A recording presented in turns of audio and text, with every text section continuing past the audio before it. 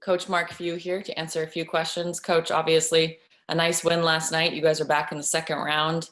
What are you using today to get ready for Oklahoma to do?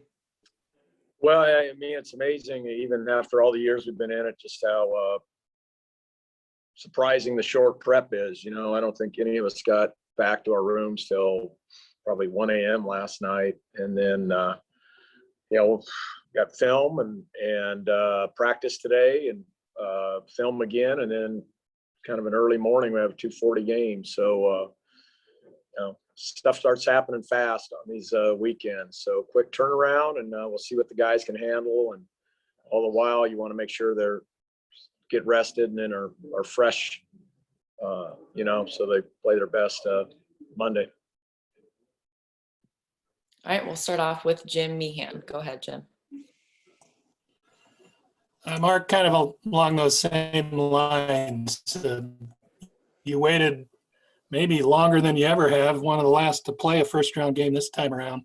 With this fall is maybe the fastest turnaround in your tournaments, and what the challenge of that condensed time frame, maybe just keeping guys fresh as well as getting the work in.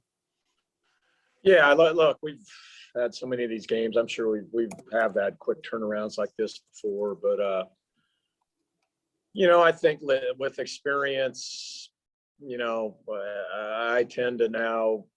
Biggest thing is getting the guys rested and keeping them fresh. I think, when I was first starting this, we would have crammed in a full practice and 5 film sessions and all that. But now it's just about being fresh. These guys, as a group, assimilate things very, very well, film-wise and even just walk-through-wise. And so we'll be pretty light today and probably more heavy on scouting report and film stuff. And next we'll go to Vincent. Thank you. Hey, Coach, Vincent Saglin-Benny of the Gonzaga Bulletin. You guys have played a lot of, strong guard and big tandems throughout the year. You're playing another one tomorrow with Austin Reeves and Brady Manick. How is those playing against those strong tandems throughout the year going to help you guys prepare for tomorrow's game? Well, I think the thing that helps us the most is, and I'm sure all you guys watched the Eastern Washington game. Manick's a lot like Groves' kid. He can really, really pick and pop and shoot threes at that 5 spot. And that's what he does best and does it very, very effectively. So that really causes angst with your normal ball screen coverages. So, but fortunately for us, there's several teams in our league that do that same scheme. So we're kind of well versed in that. And Reeves is very much like maybe a Colby Ross. He gets a lot of usage in the ball screens with total freedom to do whatever he wants. And then also flops around and jumps into you and tries to bait the officials into calling a lot of fouls. And he does a great job with it. So, and he's a shot maker. He's really crafty. And so again, I think, we've played some similar teams with probably not as good of players, but that utilize the same kind of actions. Appreciate it, Coach.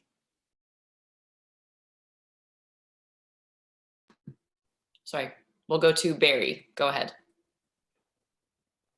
Yeah, Mark, this is Barry Trammell with the Oklahoman in Oklahoma City. For those of us that are so far away from your program, and we saw you 20 years ago as, the Cinderella, the underdog. Now you're the monster. You got better players than anybody. You got NBA draft picks. How did that all develop in terms of going from the little engine that could to being, a team that rivals Duke and North Carolina for talent? Well, first of all, you guys never should have let Domas Sabonis leave Oklahoma. Yeah, no kidding. And I could have told you that. No, hey, listen, it's been a really, really long, and I wouldn't say arduous, but it's just been, from that point you referenced 20 years ago to now, it's just been a, little incremental steps year by year. And pretty much everything in our program changed, or, from, recruiting, we're able to get better and better players as we moved farther along. How our facilities got better and better as we, continue the winning. How we travel, how we do everything, how we scout. And, but through it all, I've had incredible staff continuity. I think this is probably, the greatest piece of advice I can say will work for us is great staff continuity. I've had the same athletic director this entire time. The school has been very growth oriented. That my mantra has always been, if we're satisfied and staying, and happy with where we are and just staying the same, then we're going to get past. So we've continued to grow. And I think it's just collectively, everybody's been pulling the rope in the same direction, from obviously, our basketball staff, the athletic department, to the administration, to the board of trustees, to our community, and even the whole area, the inland Northwest, with, Oregon and Washington, Idaho, around there. We got a great fan following. Thanks, Mark. Yep. We'll go next to Gary. Go ahead. Thanks, Coach. Gary Horker, Cairo TV, CBS Seattle. You had more fans in the stands last night than at any game this season. And, we have seen how your team particularly responds to the energy in the room. Could you feel that? Could the folks around you and the players, did you feel like they responded to that in any kind of palpable way? I don't know if we had more than we had maybe down in Texas. In Texas, I remember when we played Virginia, it was just such a welcome feeling. I do think, like I mentioned the other day, that I know there's just joy in our players' hearts that their family and friends and people that have supported them their whole career are finally able to be here in person to watch them. And I mean that. It's absolute joy in their hearts. And I think so. I think that's maybe what you're seeing out on the floor with the emotion and the passion. There still isn't a whole lot of energy. I think the Pacers building must hold 22 or 23,000 or something like that. It's pretty big.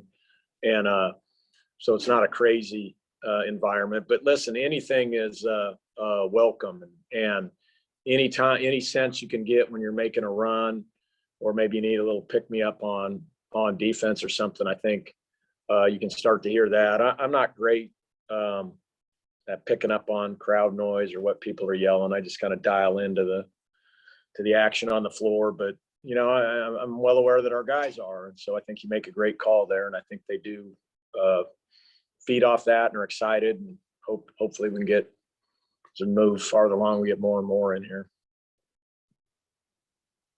Okay, next we'll go to Tim. Hey, Mark, Tim Booth with the AP.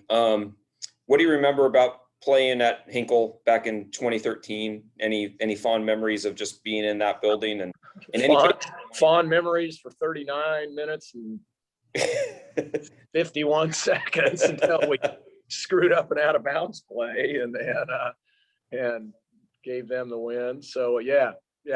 Pretty fond memories of a good atmosphere. I think it'll be nice, kind of probably a kind of backdrop that maybe we're used to for shooting and such. Just a really cool place, really cool venue, a lot of history. And but yeah, that darn, still don't know what happened with that thing, other than they shoved Kelly Olynyk in the back pretty egregiously with no call. But hey, it's the way it goes. Do you take in the historical, I guess, significance of playing in that building at all? Not really. I think I just there's a feel in there. You sense when you walk in there, and it's just kind of got that old school kind of ambiance and all that. But yeah, we don't even get to shoot or practice there or anything. We're just gonna go there, hit the locker room and hit the floor, and then we're playing. So you don't really get a whole lot of time to reflect on nostalgia, the way this thing's playing out now. Okay, we'll go to Brenna. Hi, Mark. Brenna Green from Two Sports Spokane. You mentioned Eastern. They obviously, hung with Kansas for the majority of the game yesterday. And also, we have a record in terms of teams going to the NCAA tournament between the men and the women. I just was curious, kind of your thoughts on Eastern and how they hung with Kansas yesterday, and also, just seeing basketball become bigger and bigger in this area over the last, 10 years or so. Yeah, no, I mean, it's hard to track all these games going on. Obviously we have our TVs are up and running everywhere, but we were having practice and film sessions and such. But for the Eastern game, kind of fell into one of our little breaks, and obviously, some of our guys knowing some of their guys, and obviously playing Kansas this year. Those when you have those double-digit seeds playing, those are tough matchups for all of us. And I think even Bill mentioned after the game, the dilemma that they present is a lot of times they don't have a big banger inside, so they'll pick and pop their five. And he even said after the game, Kansas isn't built for that. And so they did a great job taking advantage of that. They've been one of those teams that can really spread the floor and shoot it. Shantae's done a good job there. And I know it's been a great run for that group of players, and they certainly represented themselves well. Next, we'll go to Isabel. Hi, Coach. Isabel Gonzalez, Mid-Major Madness. Obviously, March Madness is something that for a lot of players is just a dream come true. And you said you don't have a ton of time to prep in between opponents, but do you guys ever make time to just watch other games? And if you do, how do you approach this? Do you try to just focus and take away some notes, or do you try to enjoy it? I mean, are you talking of watching the opponent, or are you just talking about randomly watching another game? March Madness tournament, yeah.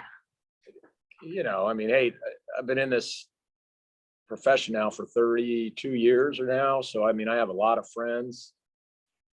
Very, very, very good friends. In fact, their families are here, staying with my family outside the bubble at other hotels. So I'm keen on keeping track of their games when I can.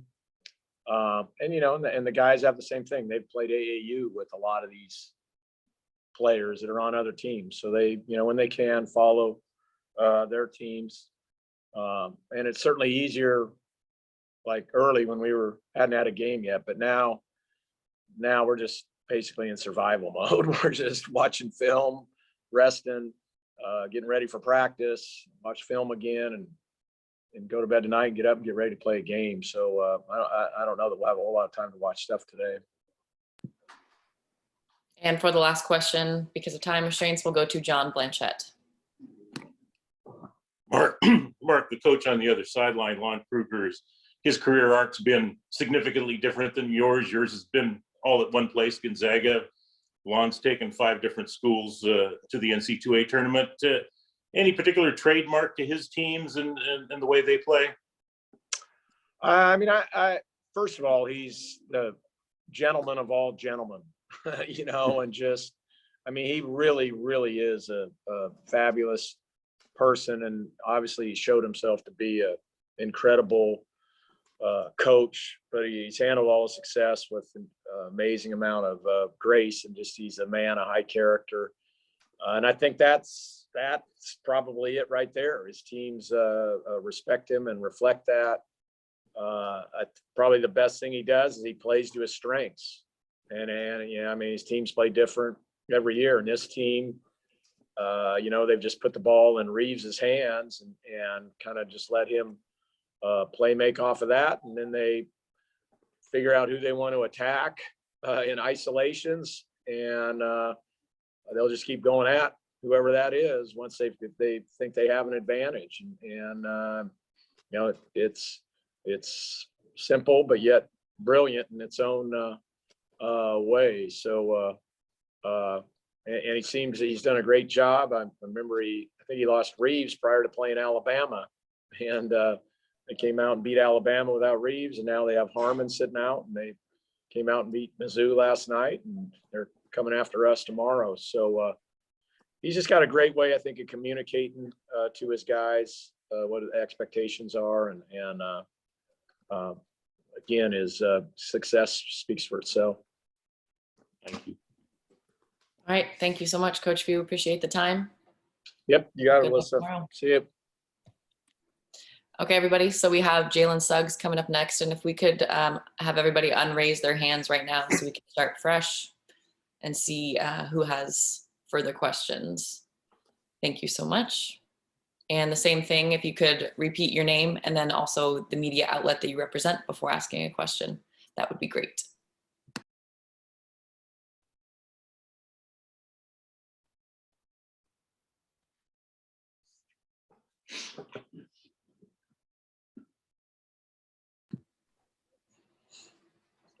All right, Jalen Suggs is now here. Jalen, let's just start off. You played your first NCAA tournament game.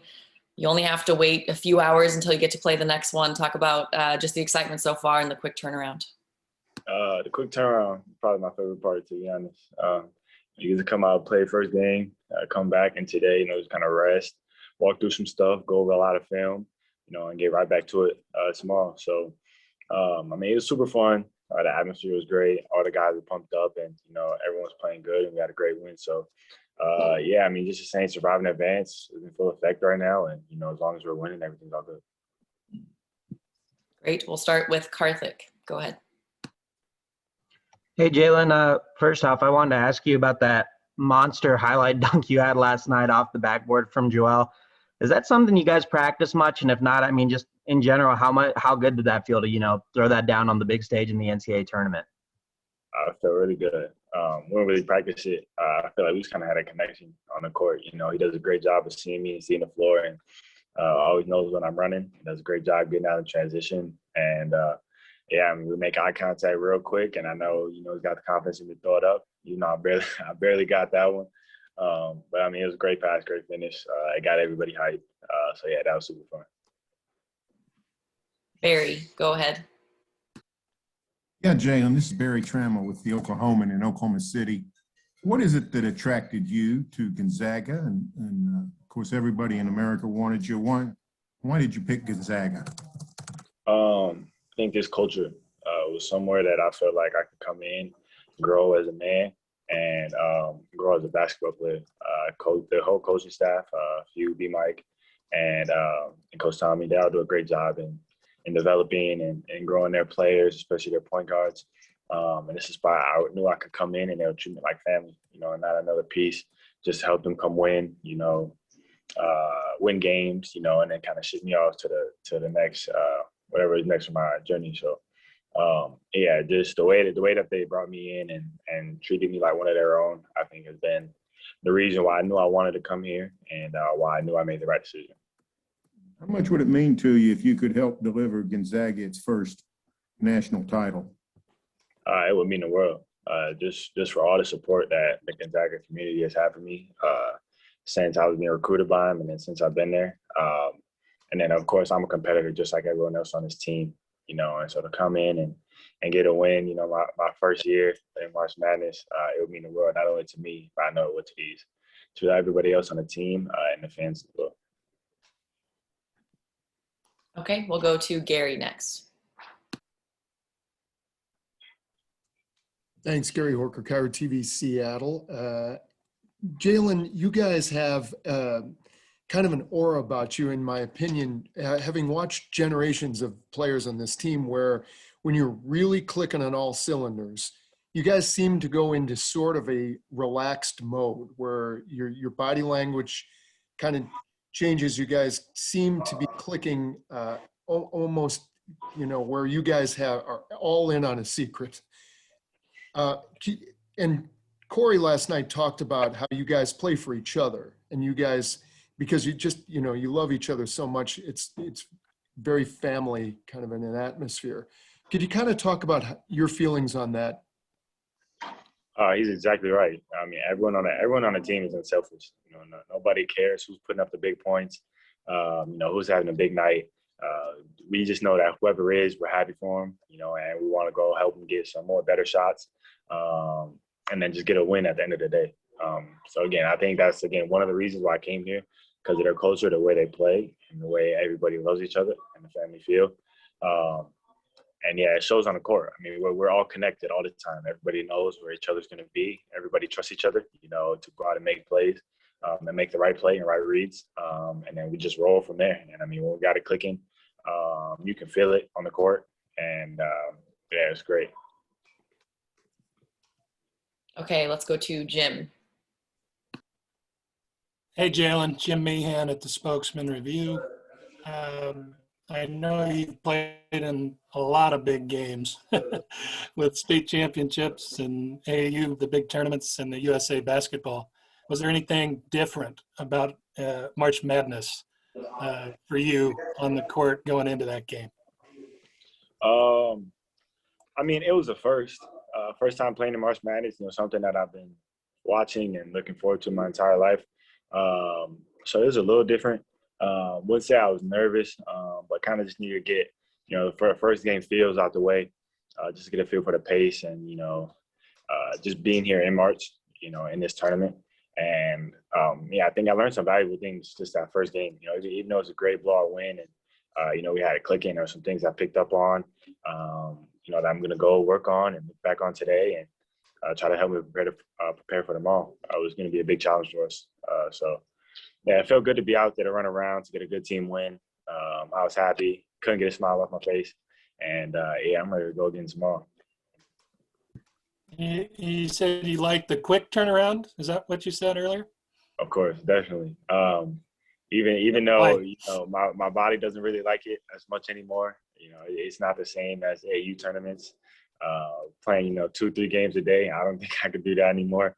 But the quick turnaround, just knowing that I get to go to sleep tonight and wake up and get ready to play a game again already is a great feeling because, it's something I've done, all my life.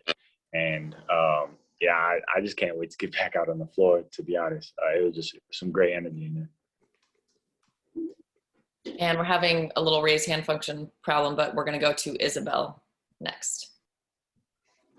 Hi, Jalen. Isabel Gonzalez, Mid-Major Madness. You're obviously going through a very interesting experience. What does a regular day look like for you in the bubble?